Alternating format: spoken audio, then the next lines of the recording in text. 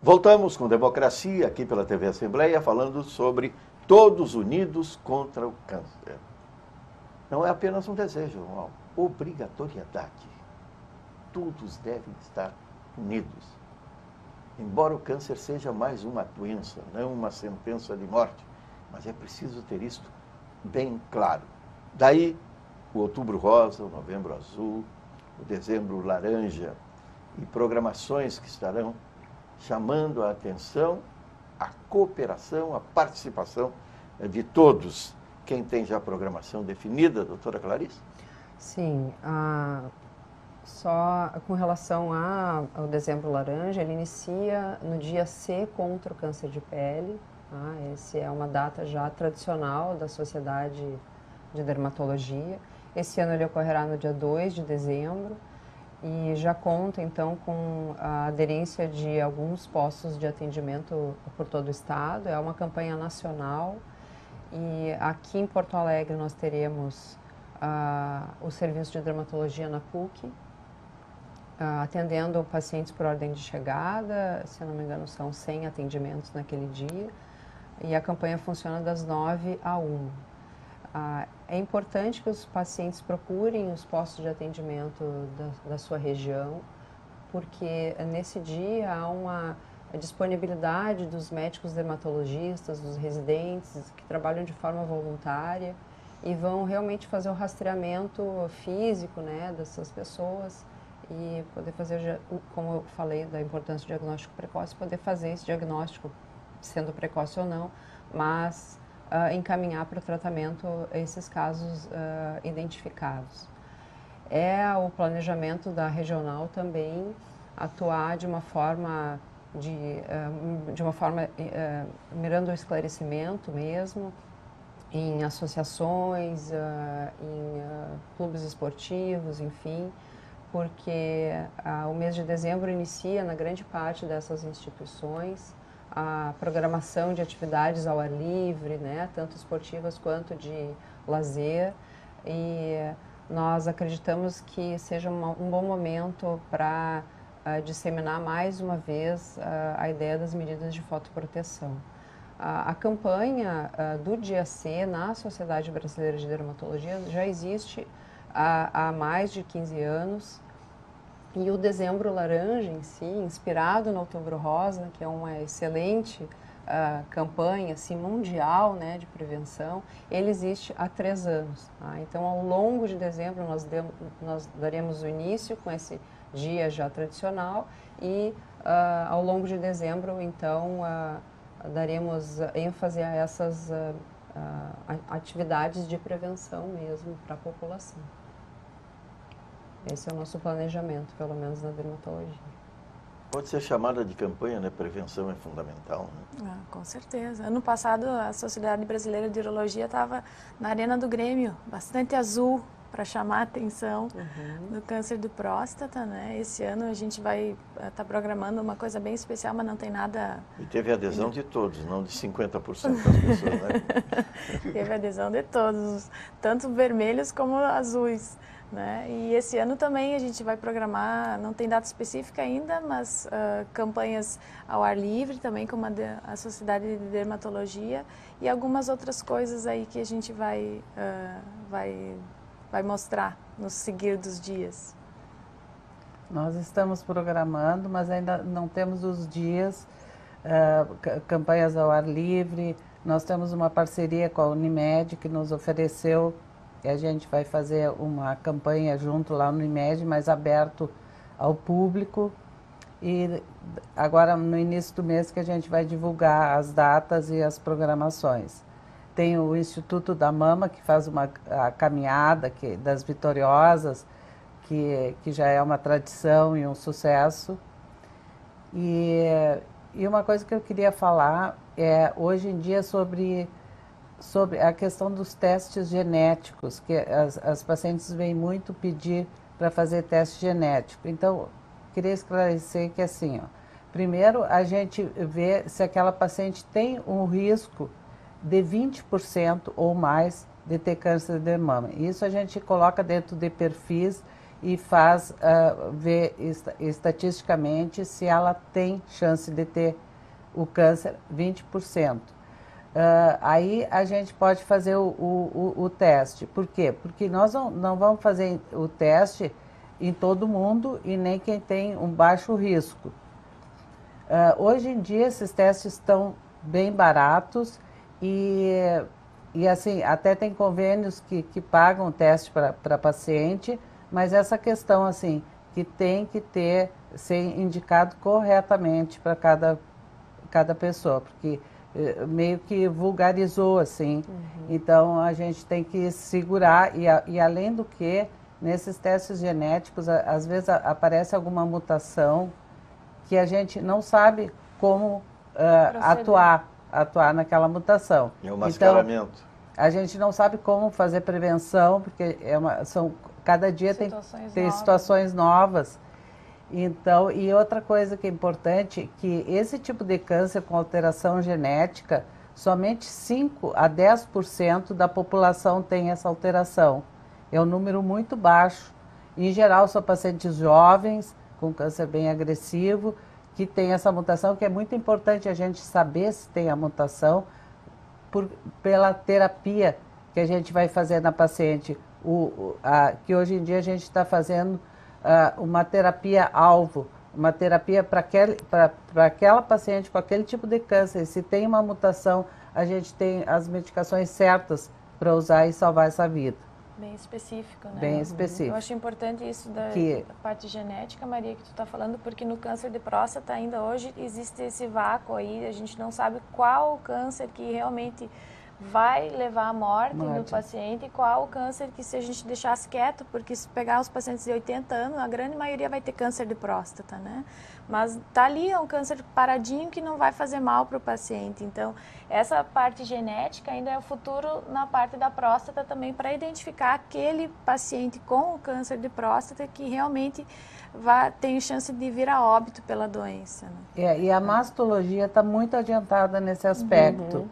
Além dessa questão de detectar os cânceres genéticos, nós temos testes para saber a necessidade daquele paciente fazer a quimioterapia.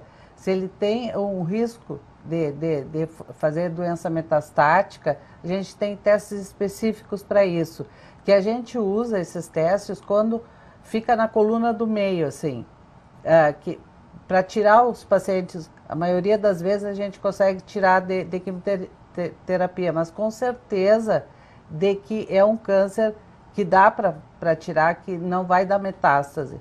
Então, eu acho que a gente está bastante adiantado nisso, que esses testes assim nos ajudam muito, e os pacientes também, porque antigamente a gente fazia quimioterapia em todo mundo. E hoje não. E tem essa questão que nós temos as terapias-alvo. Para aquele tipo de câncer é aquela terapia. Isso. Quando associa mais de uma terapia, 2, 3 terapias... A gente sempre associa as terapias. Sempre? A radioterapia, por exemplo, sempre não. Mas em muitos casos a gente associa a radioterapia. Faz em sequência. Primeiro faz a químio, depois faz a rádio, depois toma uma medicação anti-hormonal. Da outra. Uma vem atrás da outra. E aí analisando cada caso, a necessidade de cada caso. Eu me prometi. Não é obrigatório fazer a radioterapia. Por exemplo, o paciente tirou toda a mama, não vai precisar fazer radioterapia, mas tem que analisar caso a caso. Mas nada é obrigatório. Aqui no Rio Grande do Sul, vocês têm visto assim um número frequente de mulheres ou com história familiar ou uma preocupação que faça o teste genético para ovarectomia, mastectomia radical ou não? Sim, esse teste, essa alteração genética que a gente também tem que tirar os anexos, que é onde também vai ter câncer, o BRCA1, BRCA2, que é a alteração genética, aquela que a Angelita Jolie teve, que assim, a gente faz uma prevenção nas mamas. Ela fez como medida preventiva, né? E depois espera uns anos e faz a anessectomia. Claro que ela já é mais velha, ela fez de cara. Em geral, os pacientes vêm mais jovens, aí a gente espera um pouquinho para porque é os efeitos deletérios, apesar que hoje a gente tem solução para tudo. Inclusive, de usar, depois que a paciente tirou as mamas e tirou os anexos, os ovários e as trompas, a gente pode usar hormônio nessa paciente para evitar a osteoporose e todos os efeitos deletérios da castração. A gente tem muitas oportunidades de tratamento, eu acho que nós estamos bastante avançados. Sem dúvidas. E isso é importante que a população saiba, até para que não fique com aquele pânico exacerbado, que outra coisa importante de dizer é que a grande maioria dos nódulos de mamas não são câncer. Então, assim, as pacientes às vezes se detectam alguma coisa e faz uma biópsia, manda fazer, elas se desesperam. Não precisa.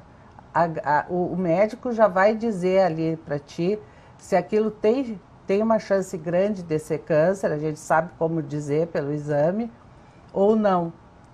Porque a grande maioria não é câncer. 90% não é câncer. As pacientes entram em desespero, não dormem de noite, choram. Calma. A próstata também tem múltiplas modalidades de tratamento e depende muito também como a Clarissa falou, de fazer o diagnóstico precoce, né? Se o câncer está confinado na próstata, em geral, ou uma radioterapia ou a cirurgia vai resolver o problema. À medida que se perde tempo para fazer esse diagnóstico e o câncer vai avançando, daí a gente vai ter que começar a associar modalidades terapêuticas, né? Muitas vezes faz a cirurgia, daí tem que seguir com radioterapia e fazer também a parte da hormonioterapia, né?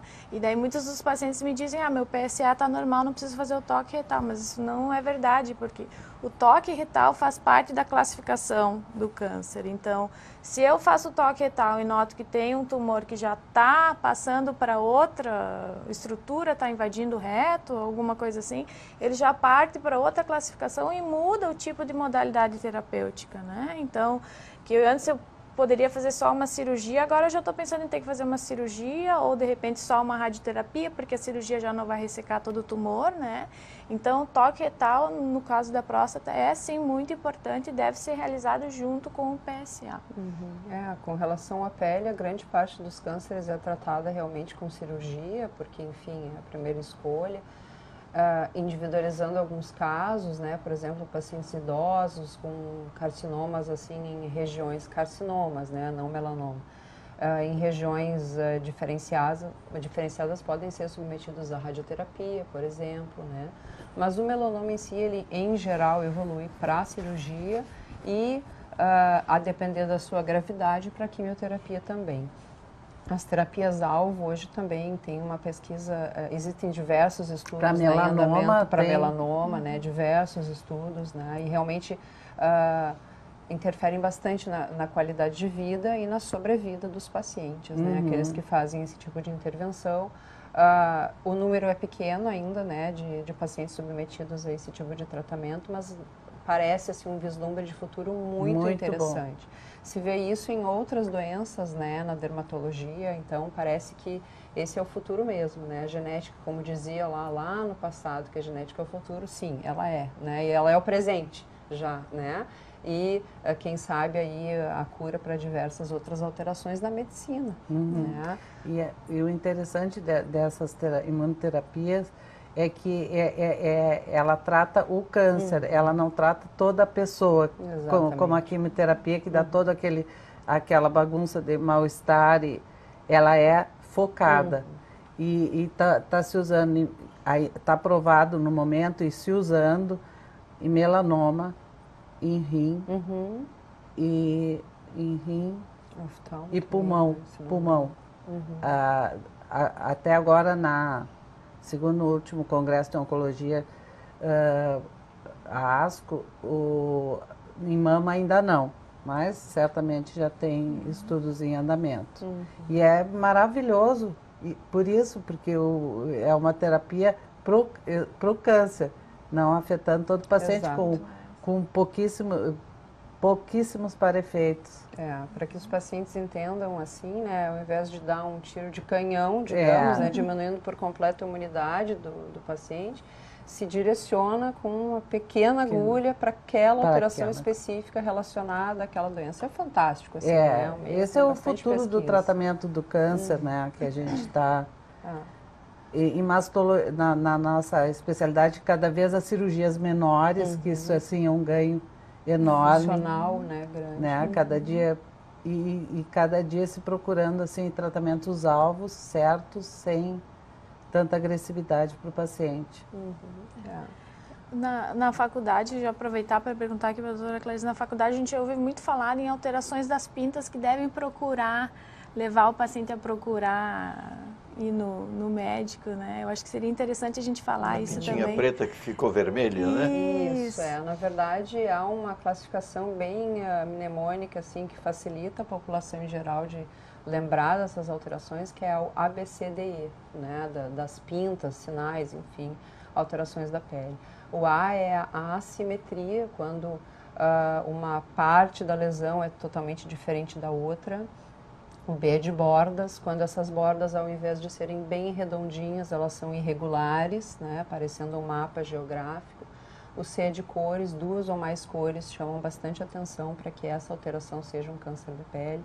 O D é de diâmetro, acima de 5 ou 6 milímetros. E o E é de alguma alteração nessas últimas semanas anteriores, né, àquele momento em que se viu. Então, sangramento, crescimento, né, isso é importante também. Ou ainda surgimento ou desaparecimento. Né? Essa lesão está desaparecendo. Bom, o que ela é? É apenas um nevo, uma pinta que é de comportamento natural até modificar, ou é já um melanoma, inclusive, né? Porque existe uma parte desses tipos de câncer, melanoma, que não tem cor, então não necessariamente é uma pinta preta. Né? Uma outra alteração que eu gostaria de ressaltar são as manchas do rosto, principalmente em mulheres acima de 60 anos, que podem ser não só estéticas, né? Podem ser um tipo de melanoma, que é o lentigo melanoma, que afeta então, né, a população mais idosa, mas que também merece tratamento, não é alteração estética, ela é um câncer que precisa, esse sim, né, de intervenção mais até quimioterápica. Eu só gostaria de voltar um pouquinho e ressaltar a questão da prevenção nas crianças, isso é muito importante para nós, né? Elas são não só uma faixa que está muito exposta ao sol, né? Então eles precisam de uma atenção especial no sentido das medidas de fotoproteção, né? Hoje tem inúmeras marcas no mercado, camisetinhas com fotoprotetor, mas não necessariamente precisa ser um tecido com fotoprotetor, pode ser uma camisa normal. Né? O uso do fotoprotetor também, né? Obedecer esses horários de exposição e muito mais do que isso, elas são multiplicadoras desse tipo de conhecimento. Né? Assim como escovar os dentes, né? Uma campanha tão antiga assim, né, e que surtiu efeitos, né? Hoje as pessoas têm bocas muito mais saudáveis do que antigamente. Se espera que as pessoas tenham peles muito mais saudáveis no futuro, em virtude dessa multiplicação que existe nas crianças. Bom, são meus filhos, né, uma amostra viciada, como se diz, mas é inadmissível para eles ir para a beira da praia sem algo protegendo a pele, né? Então, esse tipo de cultura deve ser incentivada, assim, né, para que eles levem e espalhem a notícia, digamos assim. Importante assim, ó, eu quando examino minhas pacientes, eu olho se tem sinais e seguidamente eu gostaria que a sua dermato olhasse esse sinal. Eu quando examino as mamas dos pacientes, os pacientes ficam preocupados, o que mama, o que, doutor? Eu já achei melanoma. Então é importante o gineco, quando a paciente está posicionada, ele enxerga as pernas da paciente, até vulva, que pode ter alguma alteração. Não, se recebe com frequência pacientes assim referidos. Né? Nós também, existe enfim, uma interface, né, entre as especialidades com relação àquele assunto que a Maria Angela comentou dos anabolizantes, enfim, não necessariamente anabolizantes, hoje em dia até suplementos alimentares, né, alguns deles desencadeiam erupção acneiforme, né, acne, espinhas nesses pacientes, sobretudo homens, eles vêm já com algo de de alteração mamária, então a gente percebe que aquele suplemento não era só um suplemento, tem Sim. algo contaminando aquilo, né? Hormônio. Então, é um assunto muito Até moderno, as bem em medicações voga, né? para ereção que se dizem naturais, hoje quando em na dia se verdade não vê que tem estudo, tem um componente do Viagra escondidinho lá, que a gente Isso, sabe. é. E eu acho que na parte da próstata é muito importante a gente falar também um pouquinho sobre hiperplasia prostática e a diferença que tem, né, do câncer da próstata. A hiperplasia prostática é o aumento do número das células que é normal com a idade, é comum, não digamos que é normal, mas é comum. E pode dar sintomas urinários. E como ela acontece mais no miolo, na parte de dentro da próstata, o paciente começa a acordar várias vezes de noite para fazer xixi, o jato fica fraco, né?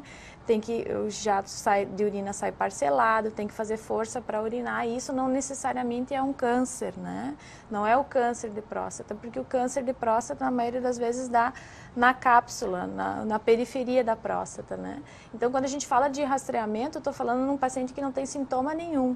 Esse paciente que tem dificuldade de urinar, eu oriento que deve, com certeza, procurar seu urologista, porque pode prejudicar a bexiga, pode até prejudicar os rins, se deixar isso parado sem fazer nada.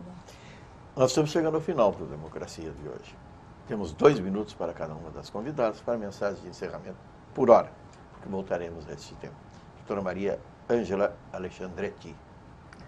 Eu gostaria, em primeiro lugar, de agradecer a oportunidade, Batista. Muito bom estar aqui. E passar a mensagem para os pacientes, então, ficarem atentas às suas mamas e procurarem fazer o exame, a mamografia, consultar, pedir para o seu gineco, em pacientes mais jovens, examinar suas mamas e ficar bem atenta, fazer o autoexame e qualquer alteração nos procurar. Procurar onde e como? O mastologista... No sentido amplo, genérico?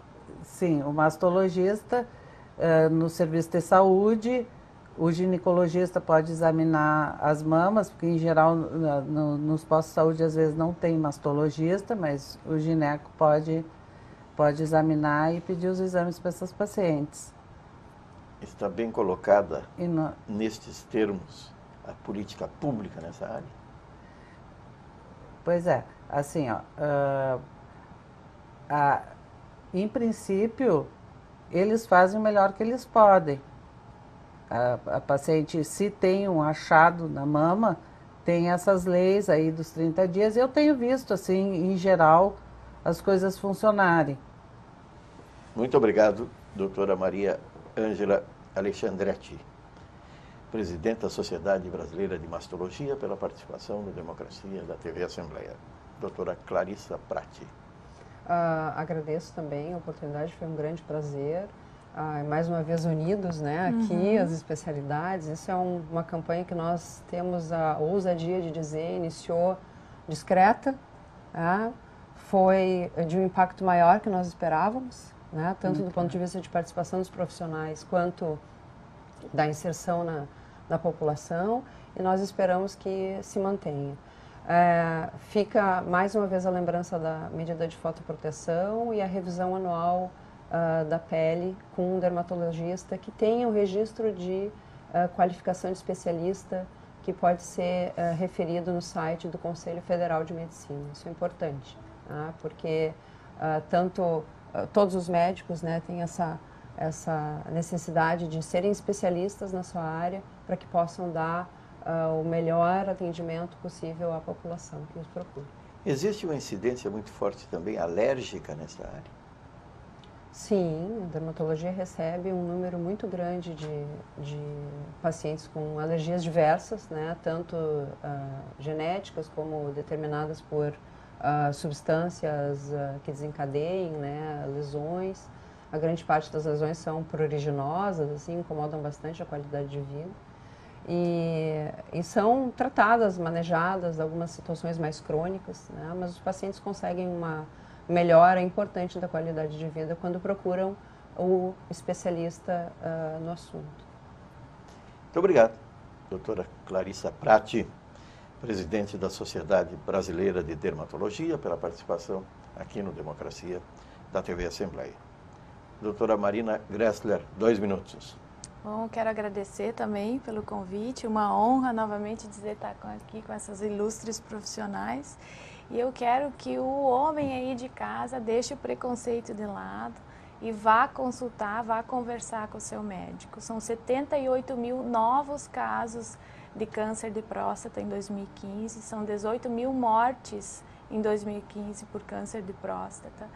O exame do toque retal é um exame que é indolor, ninguém vai mudar de orientação sexual por causa do toque retal.